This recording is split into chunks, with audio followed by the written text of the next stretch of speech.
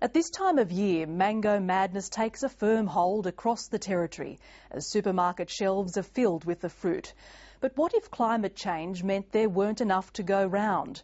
Growing mangoes in steamy conditions is challenging enough, and average temperatures in the top end are predicted to soar. Growers are worried further climate change will devastate mango crops and jeopardise the industry's bright future. Anthea Kissel reports.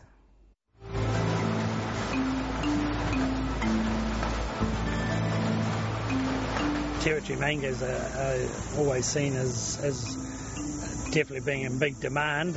Being the start of the season, people are always hanging out for their first feed of mangoes. A sweet and juicy fruit ripened under the blazing top-end sun. About 16 tonnes of mangoes are exported from the territory each year. The industry is worth around $40 million. But growers have faced their fair share of challenges this season. The weather has toyed with an already temperamental fruit. The Darwin region seems to be about 30% lower than last year. The late wet and variable dry season weather conditions that we got with a lot of warm, humid weather and that sort of things confused the trees somewhat. Heavy rainfall at the start of the dry season meant orchards flowered late. Weather researchers put the unseasonal rain down to the La Nina effect across northern Australia.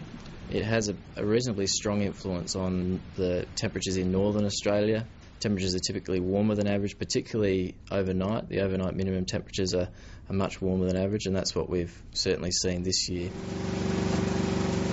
Warmer temperatures aren't good news for mango farmers, and an intergovernmental panel on climate change predicts average Darwin temperatures will rise by around 1 degree by 2030. The prediction has prompted scientists to look at the effect of climate change on the famous fruit. Although 1 degree most people would think is quite a minor increase, in terms of the physiology of the tree, you have flowering, and you already, here in Outer Darwin at least, the temperatures are already quite high. We're talking about 32, 33, 34 around about flowering times. Dr. Peter Stevens' research identified temperatures in the month of July as a crucial factor. Trees capable of producing up to 13 trays of fruit yielded only 4 trays when exposed to temperatures above 32 degrees. Scientists trialled a cooling irrigation system on trees during flowering. Through overhead irrigation you get evaporative cooling and actually causes the trees to cool. So when we put the temperature probes on the tree, what we actually get is a 4 degree decrease in temperature on those trees on average. Cooling by irrigation resulted in a 52% increase in yield and a 48% increase in fruit weight. More research is needed, but the early data have excited growers. The preliminary results we've got from Peter Stevens' trial work is a very significant increase in yield, and we need to figure out how to actually put that into a commercial procedure. Ian Baker has been involved in the Northern Territory mango industry since the 1980s. He says until now there's been little research to confirm what growers have long suspected. We always presumed that a cool dry season was the biggest influencer of flowering. But until we had a long-term history of some yield data that we could use that to correlate with weather data, we really didn't have any information. That was just a presumption on our part. And it's also very important as we go into what may be a period of climate change. The Weather Bureau says this year's hot and wet conditions are a sign of what to expect when climate change takes hold. Over the dry season period, we observed temperatures on average 1 to 2 degrees above normal. So while 2010 will go down as an exceptional year, an exceptionally warm year, come 2030 it's probably going to be more of the norm. Yeah, they're looking like they're getting pretty mature now, eh? The industry body says farmers are now beginning to realise how changing weather patterns will impact on production. We've been under a lot of pressure from reducing margins, and so anything we can do to increase yield while maintaining quality will be very significant to our operation.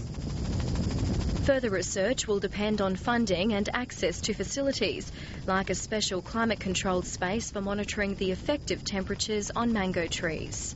So we're talking to a variety of companies at the moment to try and get funding, and as I say, we're talking to a variety of universities. Universities have access to funding which our department does not have access to, so we're looking at a whole range of different ways to further this work and ensure that it does get done. Mango crops in Katherine are now ready for harvest, and growers are hoping that the cooler temperatures there will mean yields won't be depleted. To the north, growers remain optimistic. Production may be down, but prices have been steady and the fruit is as popular as ever.